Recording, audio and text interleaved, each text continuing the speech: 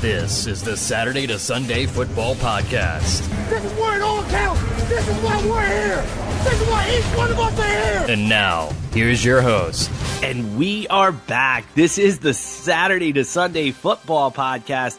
And my name is Matt Caraccio, and the summer seminar series keeps rolling along, and I cannot wait to bring on a guest who I not only am I a fan of his timeline and all of his insightful thoughts on his Twitter account, which he'll be sharing later, but also of his podcast, the Sport Psych Show. I am just privileged to welcome on Daniel Abrams, sport psychologist, consultant, and author, blogger, and podcaster, former pro golfer. I mean, Daniel, your list of accolades is just tremendous. I welcome to the Saturday to Sunday Football Podcast. Hey, Matt, it's an absolute honor and delight and pleasure to be invited. So, I'm really looking forward to having a chat. I mean, Daniel, I'm just going to start off. I mean, you've written books that start with words like golf tough, soccer brain, soccer tough 1 and 2. And I mean, I know your trade is in sports psychology, and for everybody out there that may not even be familiar with your work or just getting familiar with your work, what is it that you do as a sports psychologist? Where do you fit within the landscape of performance for high level athletes? Well, look, I think that's a great first question. You throw me I'll tell you why you throw me a curveball, because every podcast I ever do, people say, well, introduce yourself and introduce your background. So I was all ready to launch into the failed golfing career that I had. But look, it's a great question, and it's something actually that the sporting landscape struggles to answer. Where does a sports psychologist fit into all of this? And as a sports psych, I would say I predominantly work at the adult elite level, so at the very top level of sport, working with professional competitors. And when I do so, I might be working with an individual competitor from an individual sport like golf, which I know like the back of my hand, having competed in golf, but I also work in tennis and other individual sports. And if I do so, I'll work with that individual competitor and alongside a coach quite often, or within that competitor's team of people around them. And then obviously if I'm working with a club or a team, so I do a lot of work in soccer here in England, in Great Britain, and I'll fit in where I have to fit in, where my remit suggests. So at the moment I work with AFC Bournemouth in the Premier League, and I actually function predominantly in the medical department. So I work with players in that medical department and sports science department. I work one-to-one with those players. I'll work with the physios and the strength and conditioning coaches, the sports scientists. But look, I'll also work with the coaching staff as well. So I venture out onto the pitch and I'll watch training and I'll feed back. I'll feed back my thoughts on the psychosocial elements of that training session, which will also bring in some skill acquisition stuff as well, because I think as a sports psychologist, you can be quite multidisciplinary. It's relevant to skill acquisition as well. And hey, I can also work on an organization level as well. So I've worked at boardroom level at sporting teams, sporting organizations. So individual, team, group, organization, parents, I work with parents as well. So there's a whole raft. I'm a pretty busy guy, hey, Matt. So there's a whole raft of things that you can do, and not forgetting the medical, the sports scientists, the strength and conditioning coaches as well. Well, you know what I think is so fascinating? It sounds like you wear so many hats that you're almost a liaison to so many different people and so many different disciplines. It actually leads me to a discussion point that came up on a recent podcast that was phenomenal with Dr. Fergus Connolly, and you were talking about literally the idea about psychology being omnipresent when it comes to athletes. And it sounds like from your previous comment that that's very much the case because of just all the different kind of lanes on the roadway that you have to be traveling in between. Can you kind of maybe unpack that concept of psychology being omnipresent, not only on the field, off the field. What do you mean by that? Where does that fit? Hey, well, in very simple terms, psychosocial. So I'd add the social side as well. The psychological and social sides are always happening. As you say, Fergus used this term omnipresent, which was very posh of him. But he's basically saying, look, it's always happening. And I just think this is such an important notion, because I think this is so often ignored. Let's say by coaches, and I'm not blaming coaches here. I've been a coach. After I realized I wasn't going to be able to compete with Tiger Woods, I actually coached. I did my PGA qualifications here in England, and I coached golf. And we in coaching are so socialized into the tech-tac sides of our sports. And I think, and into the outcome sides, the winning and the losing. We're so socialized into those areas, the performance side, the tech-tac, the outcome side, that we often forget that we forget the psychological and social sides. But you know what? Psychosocial is always happening. Look at it this way. Here in England, we have a fantastic football association. So if I use the term football, I'm talking about soccer. Apologies to everybody there, but I'll use the term soccer. But we have the English Football Association use what they call a four-corner model with their coaches. So when they're doing their coaching CPDs, their continuing professional development courses, which are really world leading here, I have to say, they will tend to use a four-corner model. So if your audience can picture in the top left-hand corner the tech-tac side of the game, the top right, the physical side, the bottom left, the psychological, the bottom right, the social side. And what how that translates is that when coaches are delivering their sessions, their activities, they start to use this language of, I'm covering the technical corner, I'm covering the physical corner here. Oh, can I cover the psychological corner? And it's like, no, stop. No. Let's deconstruct that model.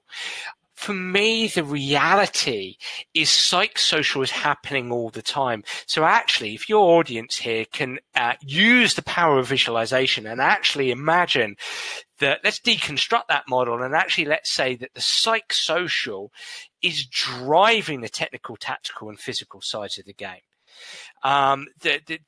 Nobody's denying the tech-tac and physical sides. That's like denying the sun and the moon and the side and the sky.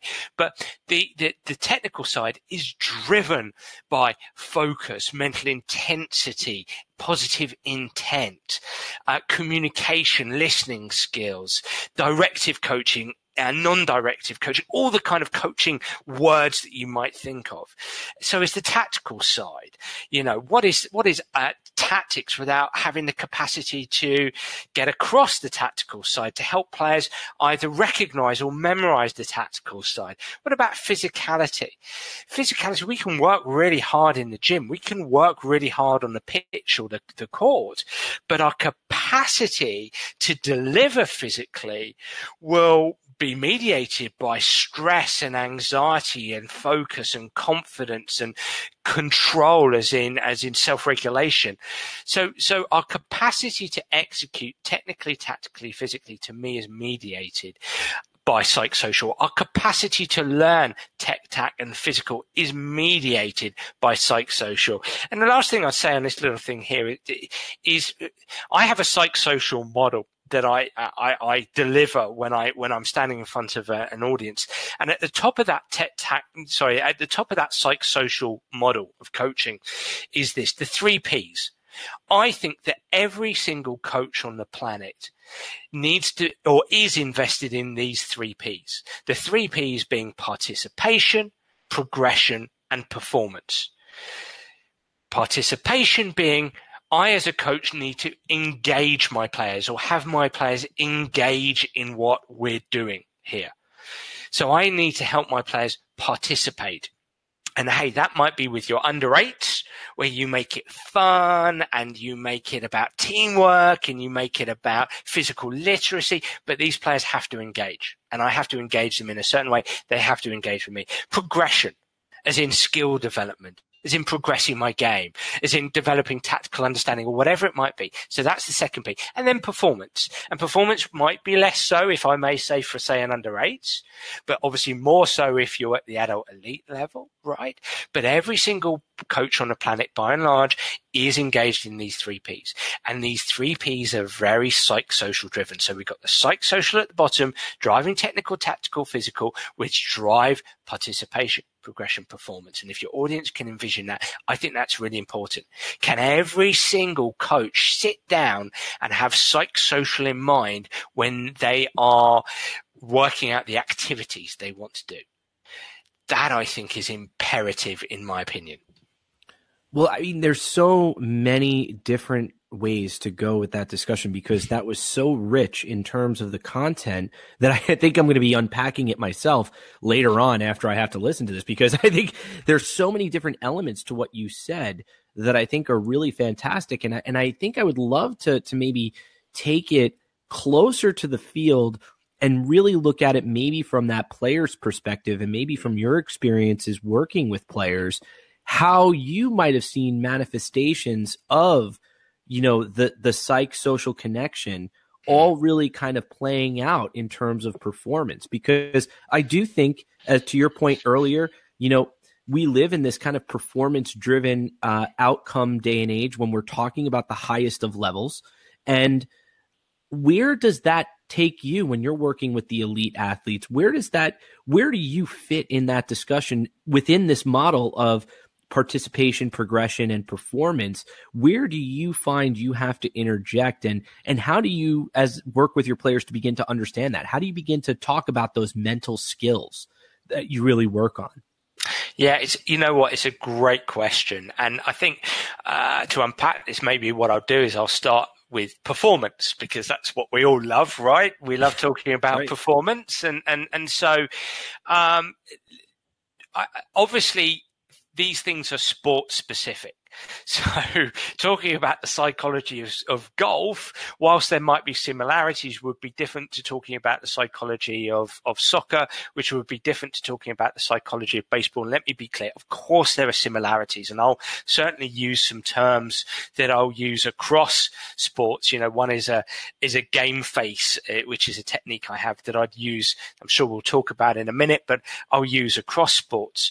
But what is important to recognize, and if I may, let's take a sport like soccer, but if that's not your bag, you might be focusing on basketball here, for instance, because they're both team invasion sports that work very quickly, that feel quite instinctive, that's all about manipulation of space and timing and positioning and movement. So they're quite similar.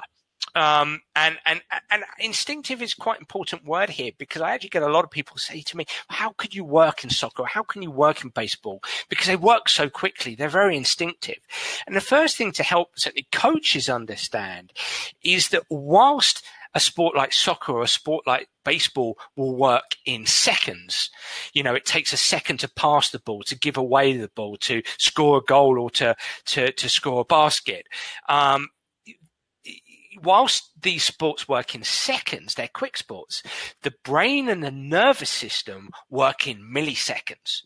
So the brain and the nervous system trump these sports for speed every single time, you know. And hey, we could take a sport like golf that might appear a sedentary sport, but don't you forget, you've got someone like Tiger Woods, who clocked the fastest swing speed in the world last year at 129 miles an hour. So he's doing that in about a second and a half.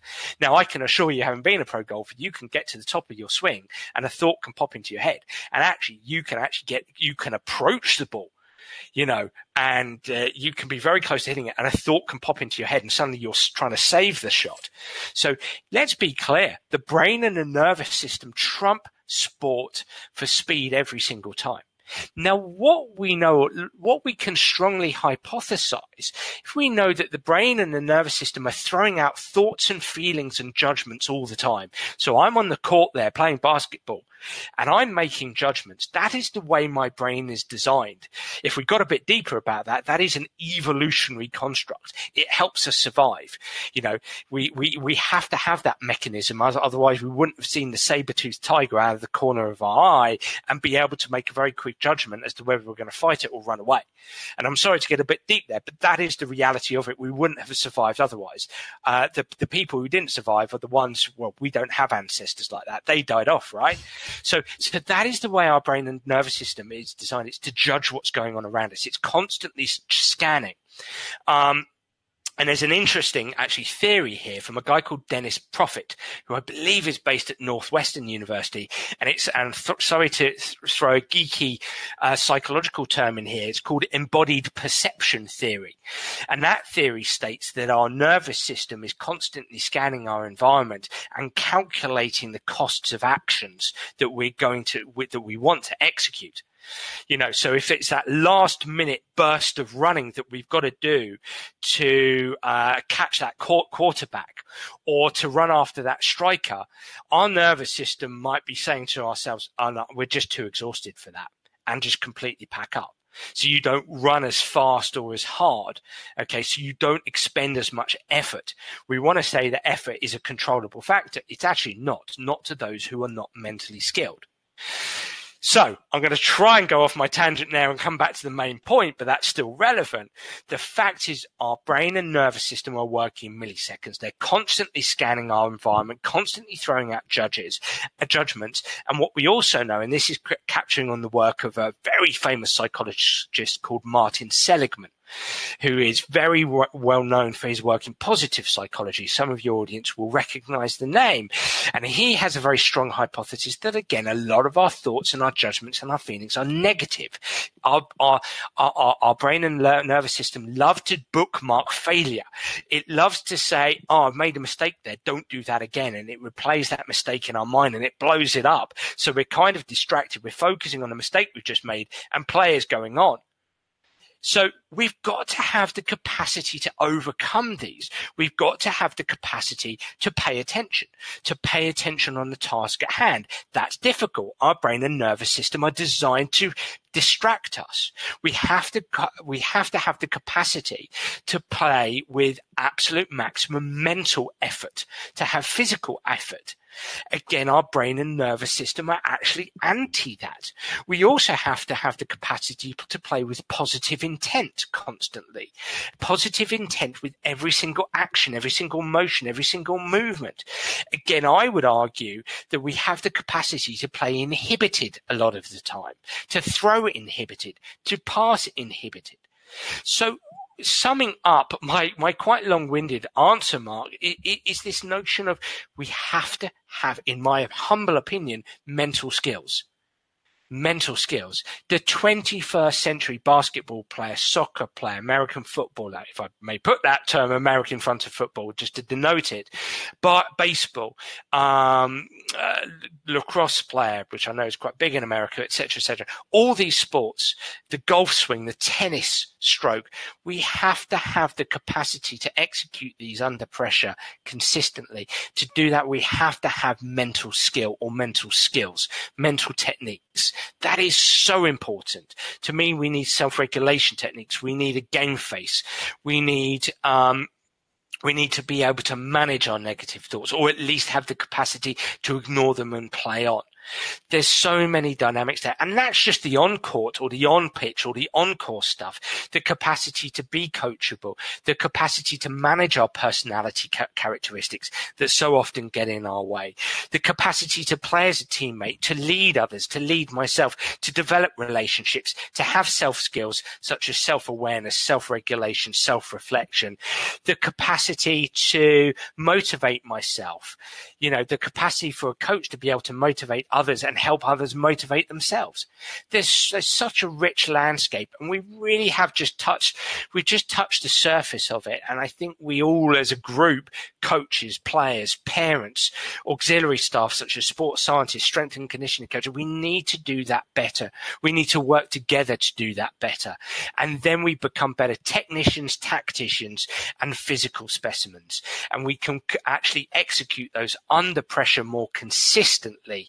And then we actually become better athletes. There's so many elements to that are interesting to me. I'd like to tease out what you were talking about in terms of the importance of intention. Because, one of the things that over the last year and a half, almost 2 years. Yeah, 2 years now. I've been really doing a lot of my own, kind of investigation and work into the ideas that are inherent in ecological dynamics and where that fits in terms of understanding a player's behavior on the field. And I know we always talk about, the constraints on a player being the task and the physical constraints, the organismic constraints, as well as the environment, and how that does in fact channel and shape the way in which we perceive potentially the information, and how that even further shapes the behavior that we have on the field, or the solution, as I like to kind of think about it, to the movement problem that's inherently happening in front of us. And I know that I keep coming back to the word intention, because I keep feeling like that word intention and where it fits in terms of the task, in terms of the organism, in terms of the way it shapes the behavior and the way that they're going to internalize that information seems very fascinating to me. And I wonder, from your perspective, I keep thinking intention living within the actual psychoses of the actual player and where they're coming from. And I'm just curious if you can help me, and I'm sure my audience out there, because I know that I've talked about this idea of intention being crucial, because you talk about being on the pitch, you talk about being on the ice or the court or the field, and you're in that moment, there's an intention based on what you're trying to accomplish. But as you talked about, intention can even be sabotaged, can even sabotage your behavior and sabotage what you tend to do. It could make a pass poor or better, depending upon your, like you said, the capacity to remain in that moment. And I'm just curious if you can kind of talk about intention and where you feel it fits in terms of movement behavior on the field for your athletes. Oh, look, Matt, this is such a good question. And can I just say, to frame it, I'm such a fan of ecological dynamics. And this is somebody who clearly grew up as an information processor, right? And you did. Oh, hugely so. I mean, oh, wow. I mean, I come from golf. Excuse everybody else out there listening to us as we geek out a little bit, because yeah. I was always about memorize, I know this is the wrong term for it, but sort of muscle memory, but that's the wrong term. I understand that, but ingraining technique and repetition, not repetition without repetition, just repetition and creating consistent movements. And I went on a journey a couple of years ago with help from great practitioners such as your very own Sean Mishka, who works a lot in the NFL, who's brilliant, and over here, Dr. Rick Shuttleworth, who's an Aussie who I had the pleasure of working with at England Rugby, who's a great pracademic when it comes to ecological dynamics. But look, yes, I was very much on the information processing. So we repeat, and we memorize.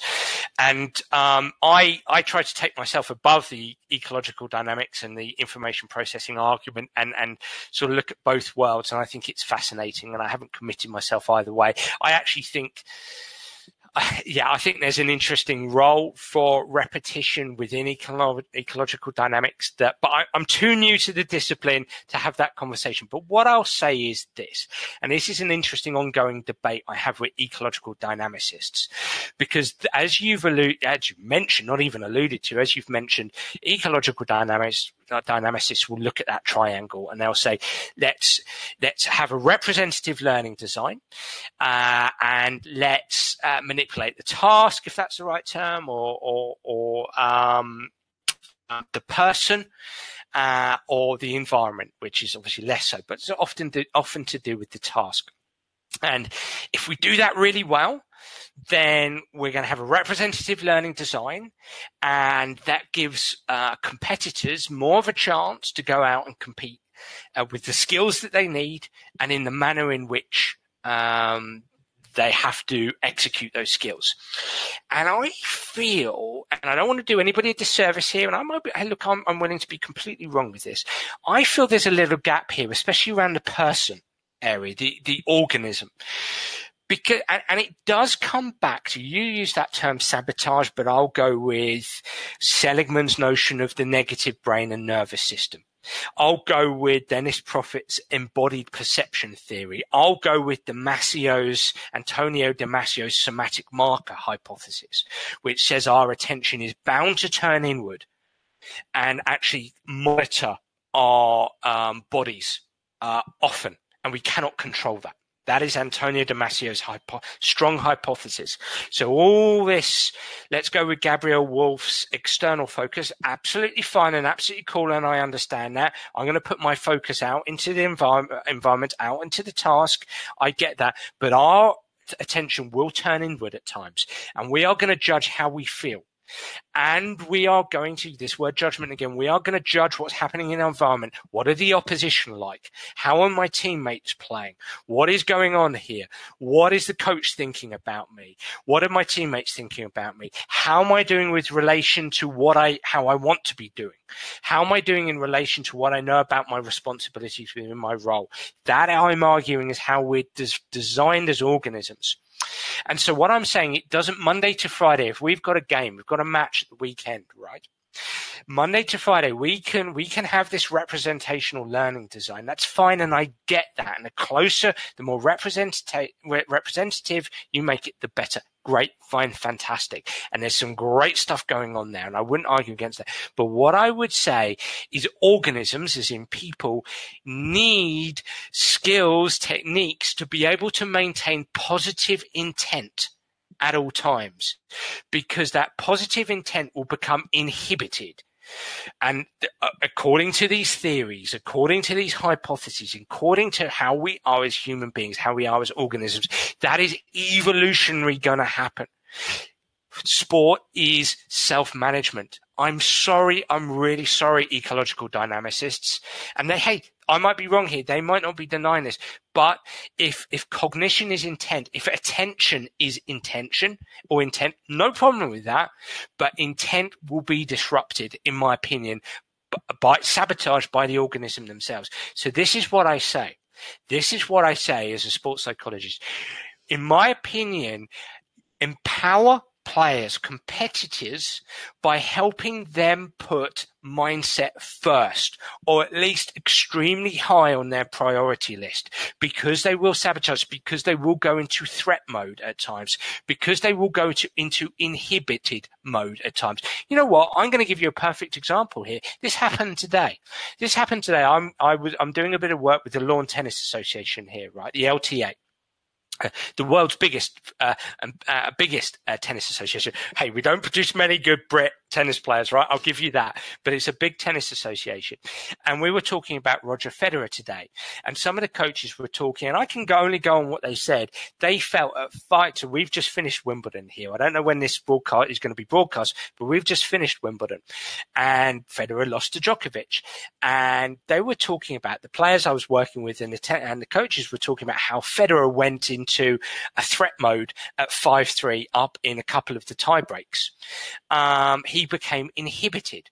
And they said Djokovic became inhibited as well. His positive intent with his strokes were lost, and he became a little bit guidey and a little bit steery.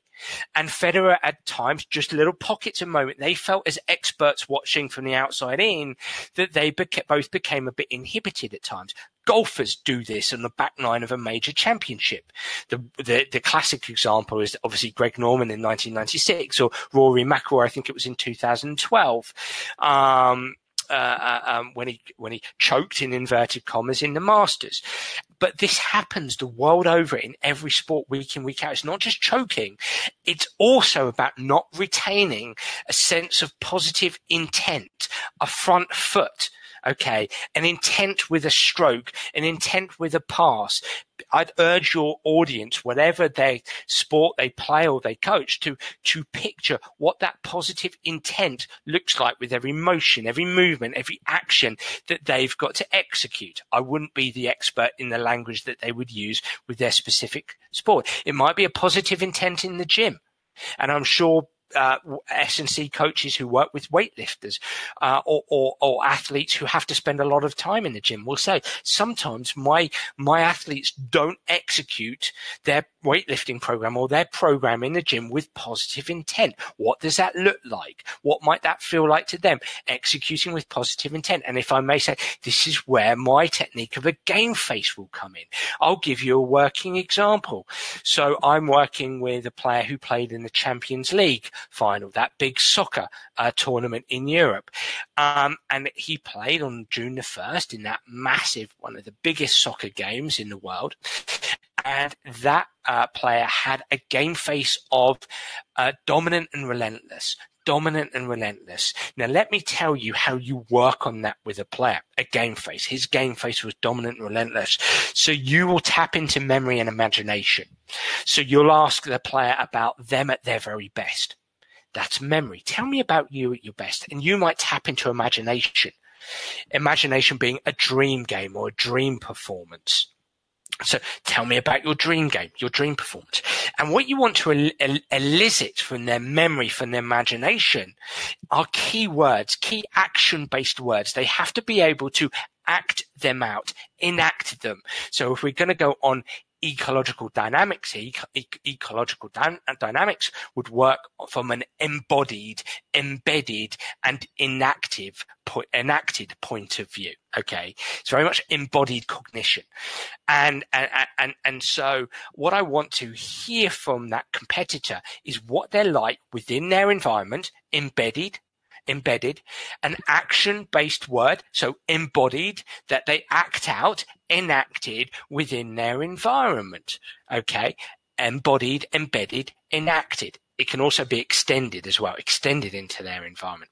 So this player in particular would say, Dan, you know what? Now you're saying this. When I'm at my best, I'm dominant. Well, tell me about dominant, and don't stop there. Get them to explain what dominant looks like. I'm dominant in the air. I'm dominant in the challenge. I'm dominant getting forward. I'm dominant getting back. So we're talking about soccer-specific stuff here.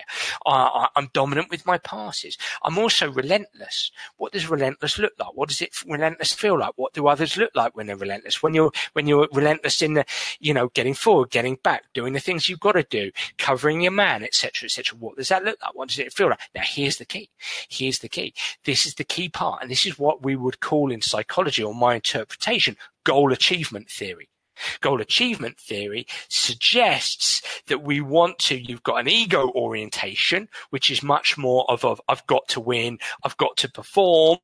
And then we've got a mastery orientation, which would be around the controllables of performance and probably more around mindset as well. So I'm getting them into the controllables of performance and the mindset, and that's very much geared around that game face. So with that player going into the Champions League final and in any other game he was playing, it's what does dominant relentless look like? What does dominant relentless look? Can you show me that? Can you show the crowd that? Can you show your teammates that? Can you execute every single action, every single motion, every single movement in the style of dominant and relentless? Can you be non-stop with that? And now after the game, I want you to give me a mark out of 10 with that. And you can have so much fun with this. You don't have to stop at keywords. You can have pictorial metaphors. So I've got a soccer player who might be confident, relentless lion. Lion because we had some fun with an animal technique. Okay, what does confident, relentless look like in an animal kingdom perspective? It's a lion. Now, you get a bit of a chuckle from competitors when they say that, but hey, that's the way we function as human beings, So you can use a model player, you can use a brick wall or some kind of pictorial image. There can be all kinds of things you can play with, but the main thing is you're attaching it to the controllables of play. So if you've got a player who might, again, if you don't mind, I'm going to stick with soccer here. If a soccer player says, the central defender says, I've got to win my headers. And that's, that's a performance factor that's out of his control, but he knows she wants to be able to do that. Okay, what have you got? Well, I've got to jump strong. I've got to jump strong in the air. And then you attach it to a game face. I've got to jump strong in the air. Okay, I'm going to do that in the style of my game face, which looks like dominant, strong lion. Okay, I've got to jump high in the air, dominant, strong lion. So we're actually attaching little key coaching points to a game face. They're controllable coaching points to a game face, which is around positive intent. Dominant, strong line, for instance. I've got to stay dominant, strong. I've got to jump high in the style of dominant, strong line. So you've got a positive intent around coaching point there. So coming back to, I don't know if I'm going off piece, but I don't think I am. It's very much, you know what, Mark? Yes, I hear ecological dynamics. Yes, it's about manipulating time. Yeah, but we still need the organism to stay in charge of him or herself. Have a game face, have mental skills that help them have positive intent, because the opposite is inhibition. The opposite is a threat response rather than a challenge response.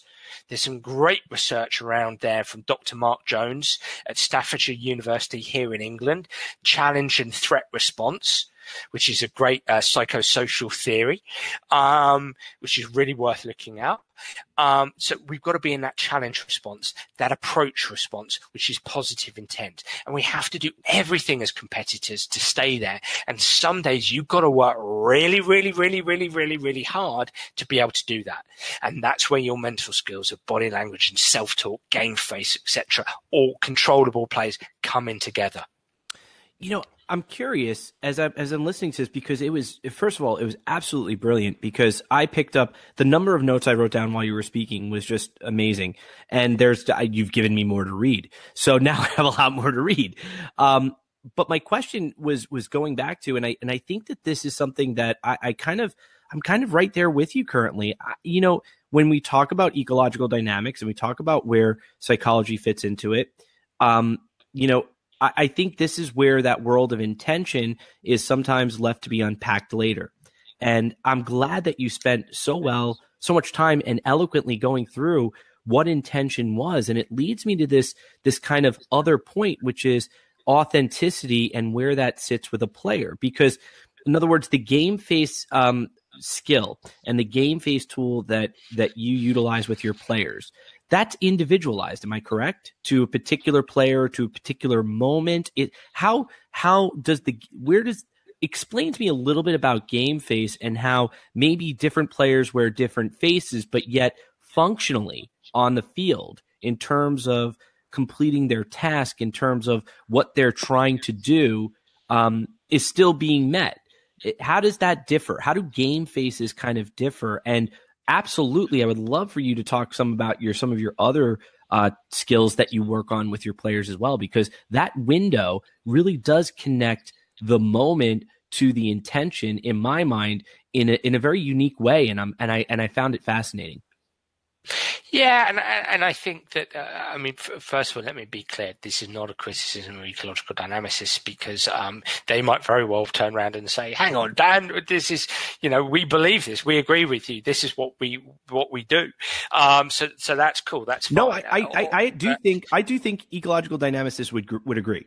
I personally, I mean, again, but like yourself, I am far from an expert in anything. I am reading and in a very, very humbling way with many of the people that you mentioned, Sean Mishka and gentlemen of that ilk that are practicing this. I am a far cry from that, but I am trying to digest it as thoughtfully as possible. And I do think that they would say, no. I think what you're describing is where maybe this fits in terms of understanding how intention does make up their framework a little bit more in depth. Like, where does intention, what does that really mean? We say intent, but what does it really mean? So I think they would agree. I mean, I don't know. Maybe I'm being presumptuous. No. It's your intent onto the task or onto the environment. And I think that obviously I'm ecological dynamicists tend to be environmentalists, if you like, if that's the right term. They very much look at the environment and say, okay, you know, the environment will attract us. And I'm saying, well, how do I execute my skills onto the environment or into the environment? You know, how do I jump into the air to catch that football? Do do I want to do that in a certain style? So actually, when I was lead psychologist for England rugby for a little bit, and we talk about catching high balls, for instance, the ball can be sent up really high in rugby, and working with some of the players who played in, say, a fullback position in rugby, had to catch high balls and had to do so under immense pressure from 20 stone monsters running them down, which obviously that would turn their attention towards the 20 stone monster rather than the capacity to actually catch the ball optimally effectively. I want to catch the ball in an aggressive and focused way. If that might be their game face. So actually the reason why I'm telling you that, because it's actually answering part of your question, is that the game face can be context specific. It can be a specific area of the game. Most sports are split into different sections, if you like, different things, different responsibilities and different roles in different parts of the game. And you can have a game face for different parts of the game, as long as it's not too cognitively and affectively overwhelming for a player, so it doesn't overload them too much from a thinking perspective. But as you quite rightly say, it's individual specific, and the individual specific will vary on so many things from a player's nervous system, and that's sort of a hypothesis from me. But clearly there are competitors within the same sports who would be more akin to saying, hey, my game face, when I'm at my best, I'm aggressive and dominant. And then you might have somebody who plays in the same sport who would say, I'm cool and calm.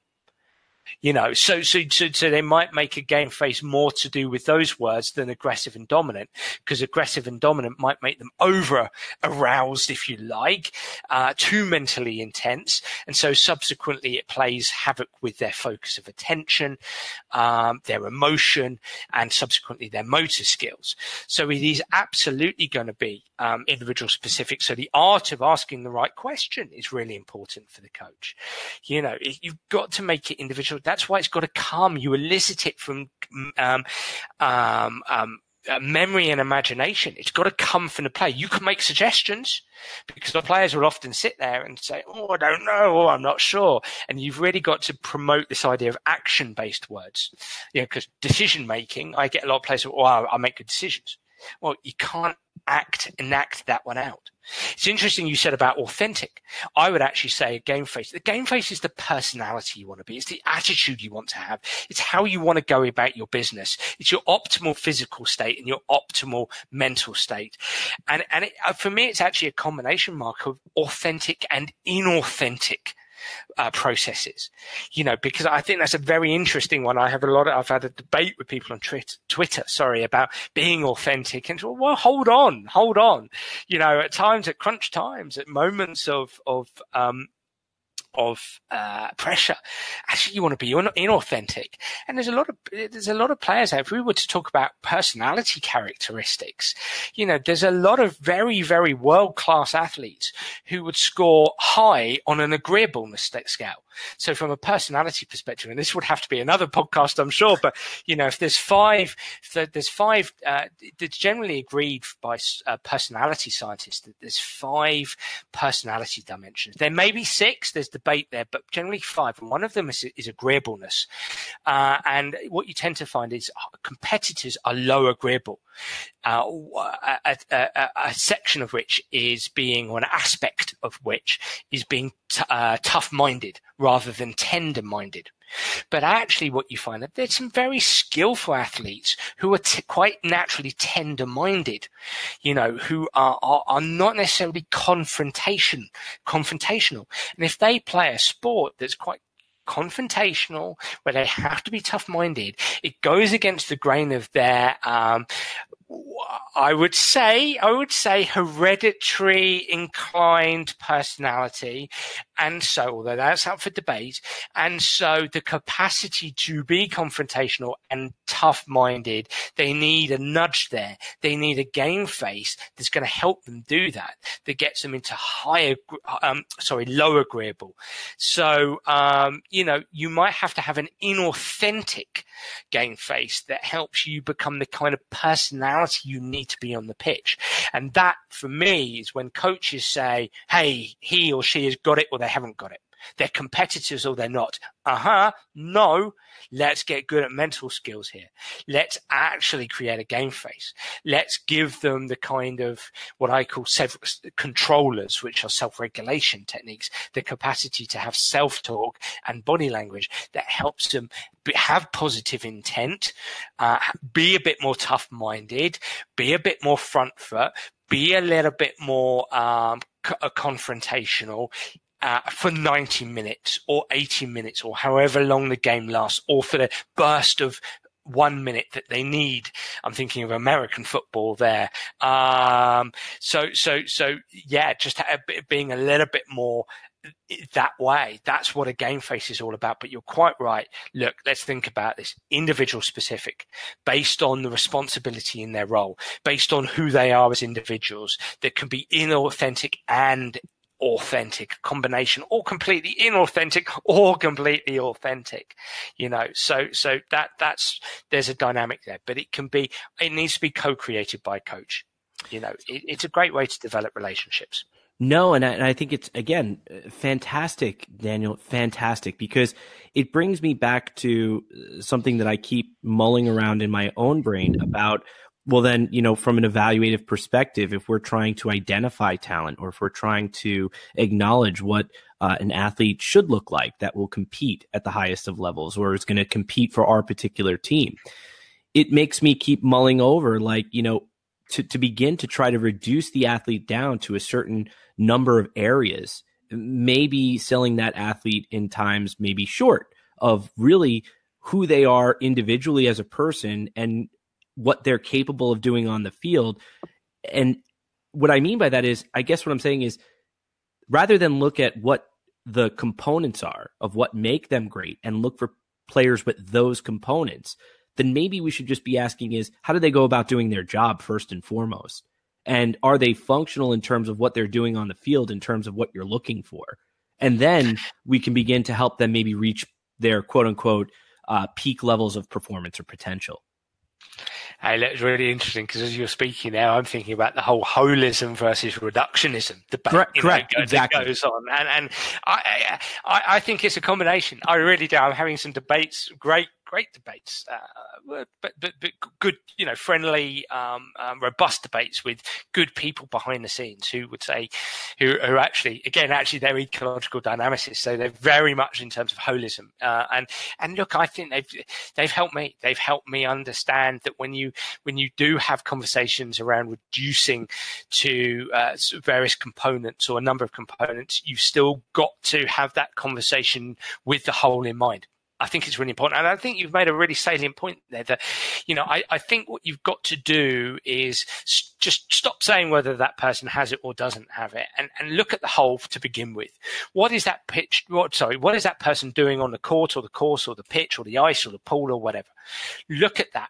And then have that conversation in your head, if I may say, around behavior. Okay, so let's start with behavior. What are that person's outcomes? What behaviors am I seeing? And then have a conversation with yourself, with others, with the athlete, him or herself, around and start to break that down a little bit. Right, I'm seeing these outcomes, I'm seeing these behaviors. And then it becomes a trickier conversation. It becomes, this is where you've got to be a good coach, and you've got to be a good coach of the various components, including the psychological side, and this is where I, as a psychologist, will try to strip this back and help coaches understand it easier. And I would say this is where you might have a conversation around, right, attention, intensity, and intention. So what is this person, what might this person be attending to or placing their attention on? Is it the task at hand, or are they being distracted? What is the intensity here? Is the intensity the right intensity, or are they, as we would say in psychology, that horrible term of over-aroused and under-aroused? And then the intent. And obviously the intent bears relationship with around intensity and attention. Hey, it doesn't get easier, does it? Right?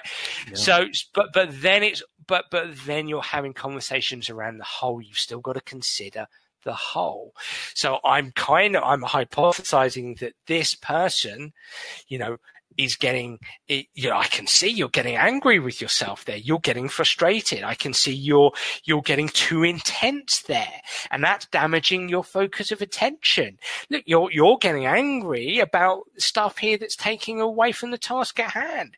The ability to hit that forehand winner, if we're going to talk about tennis, the ability to scan the court to see the bodily cues from the opponent, the ability to get your footwork right, or if it's a soccer player, the ability to anticipate quickly, the ability to see the 360-degree view, the ability to make great decisions.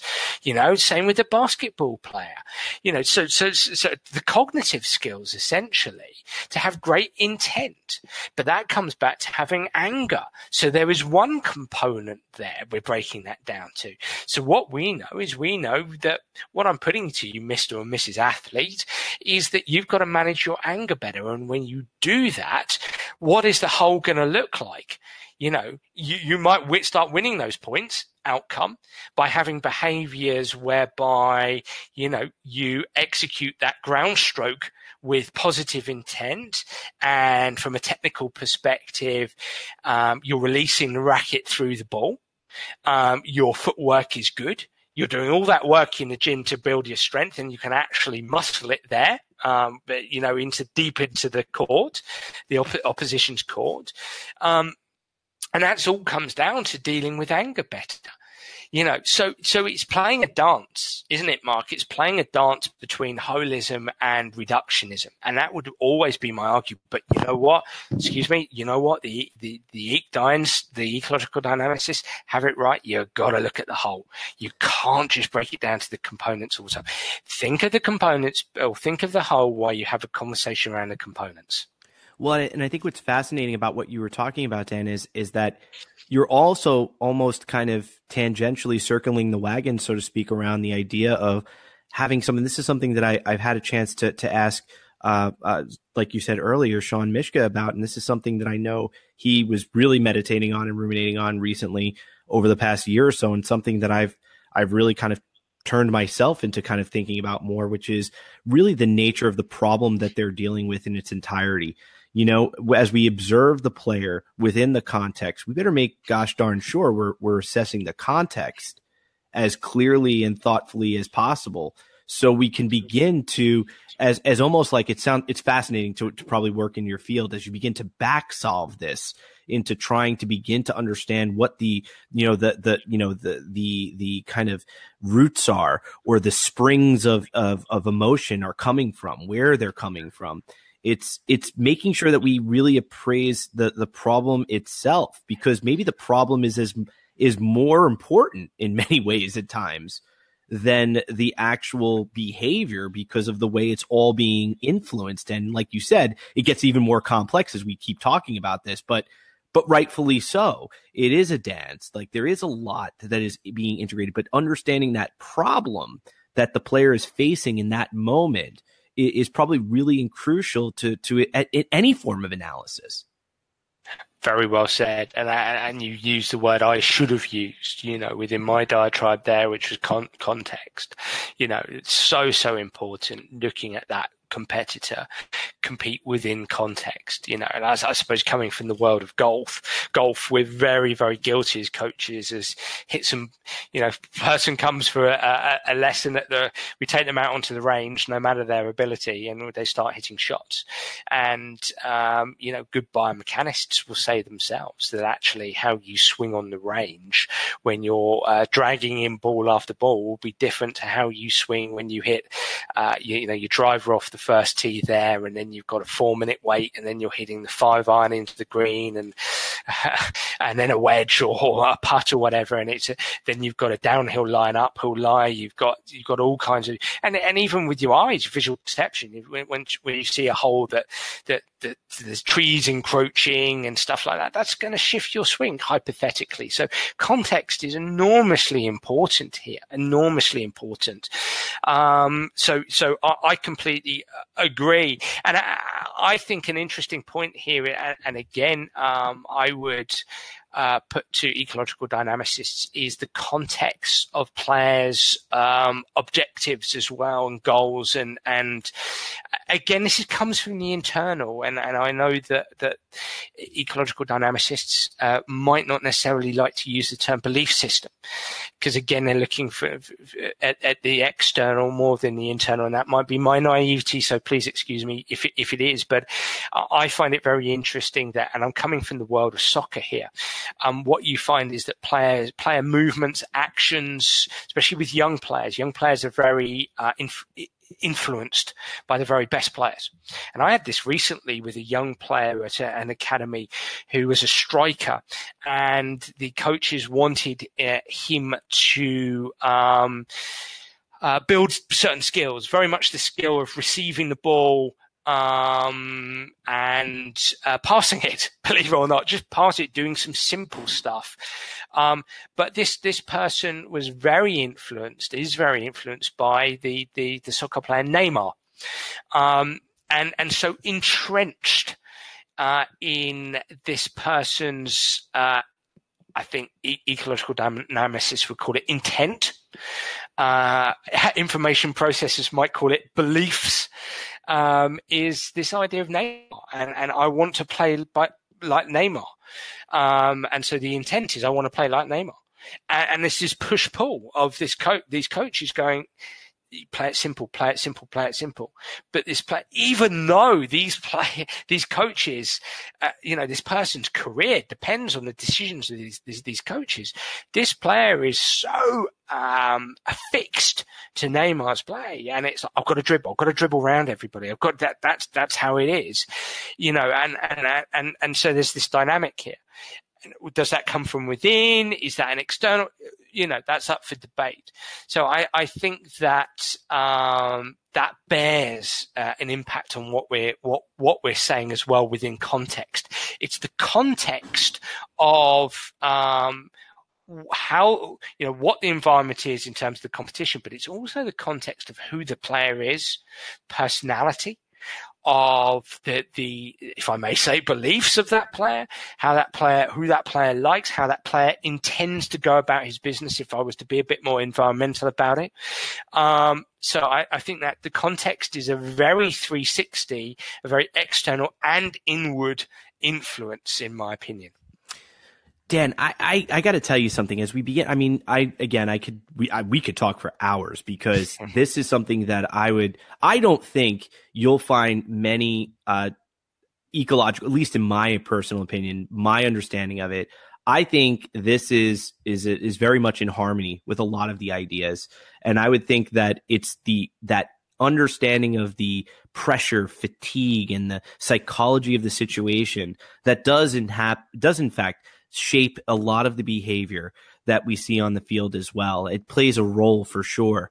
And I think you'd be remiss if I said I'm right there with you, trying to understand just exactly how that kind of cocktail is made, exactly what ingredients those are and to what degree. And I think those are going to be those questions that we keep asking. But to your point earlier, at least we're talking about these things. At least we're asking these questions and beginning a dialogue that can help performers, kind of athletes in general, and coaches reach that next plateau. And kind of sorry to interject, no, of course. I think it's really important to say, these guys and girls have accelerated my knowledge of coaching massively. I'm a sports psychologist, but I also am a student of coaching and a student of skill acquisition, and I owe them nothing but thanks. I'm just curious, I'm curious, and I'm curious.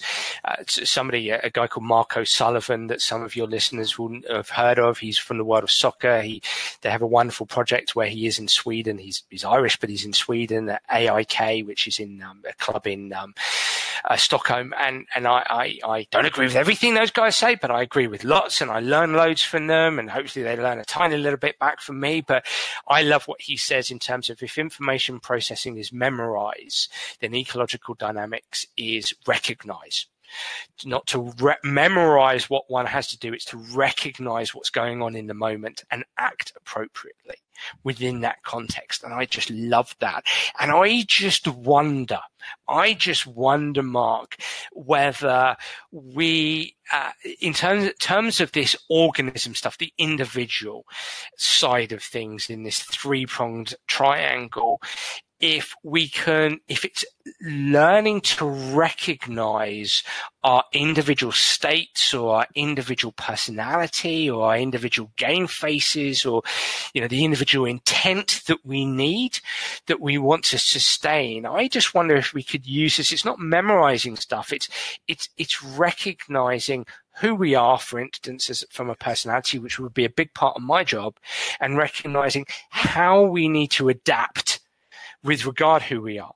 It's recognizing when we're at our best, this is our game face, or we're in our dream game, this is who we want to be. Recognizing that and recognizing how to do that in the moment.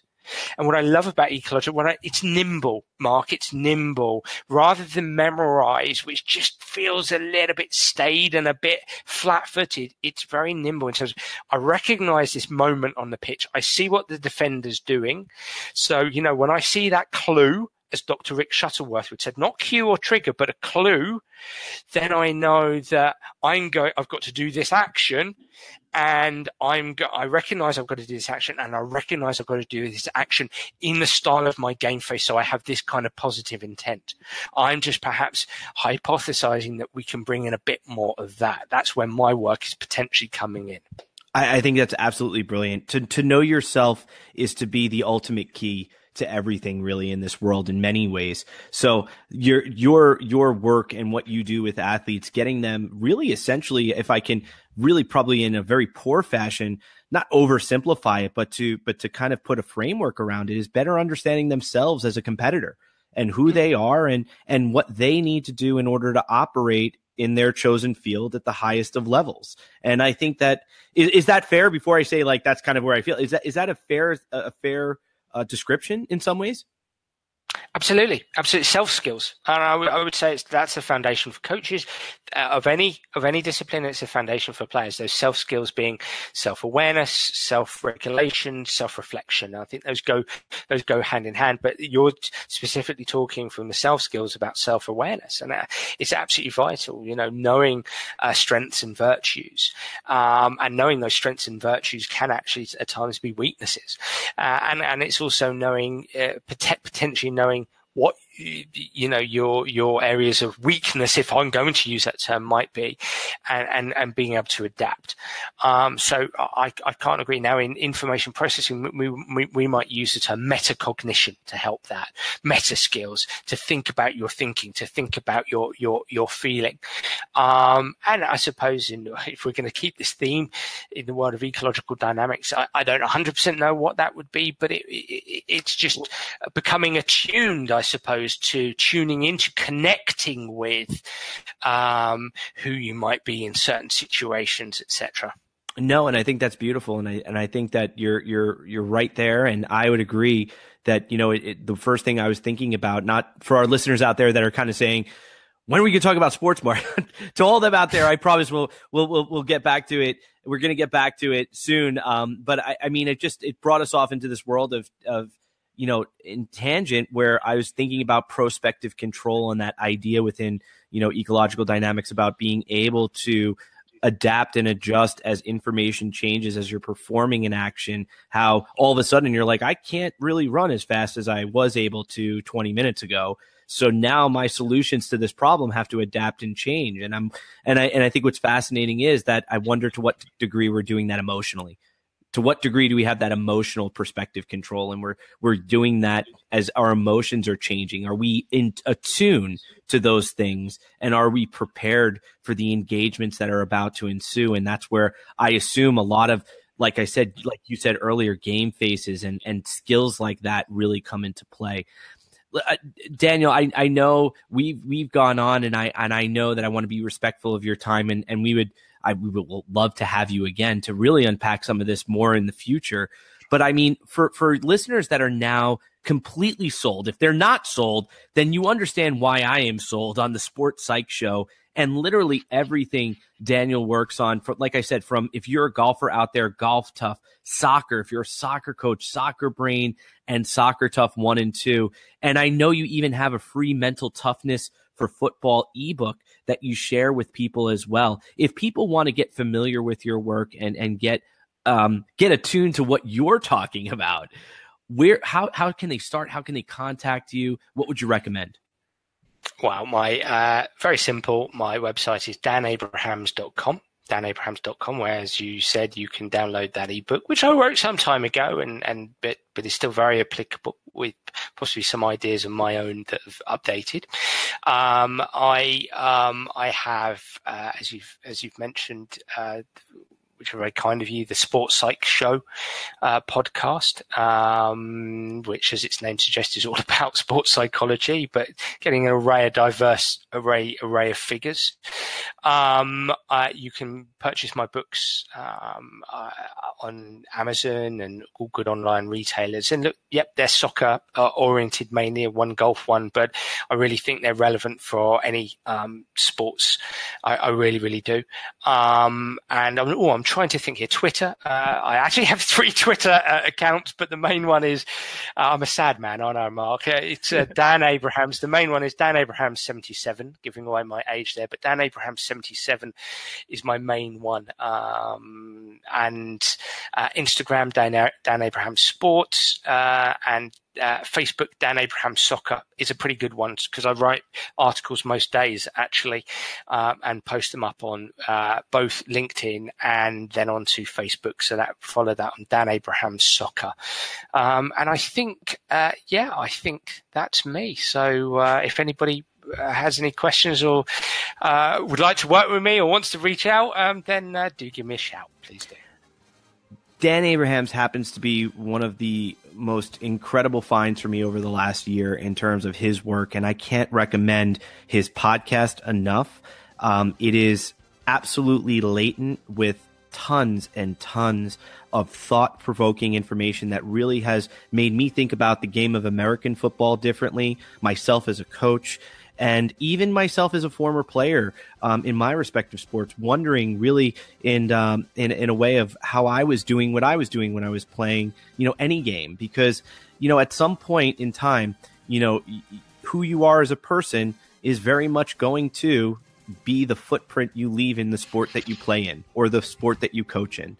And I think getting to know that person, that yourself, who you are as a competitor, is really what I think Dan's podcast, as well as all of his books, as well as the e-manual, I think that's where it begins to ask you some of those questions and how you can begin to apply skills to become more proficient in those respective ways. Dan, thank you so much for being a guest on the Saturday to Sunday Football podcast. Thank you so much for the invite. I look forward to coming back on in the future. Thank you, Mark. So for everybody else out there, I cannot tell you enough. If you've enjoyed this as the summer seminar series keeps rolling along, I hope this unique perspective on the game that is sport. Again, we talk football, but American football is not the only sport, as many of our listeners may forget.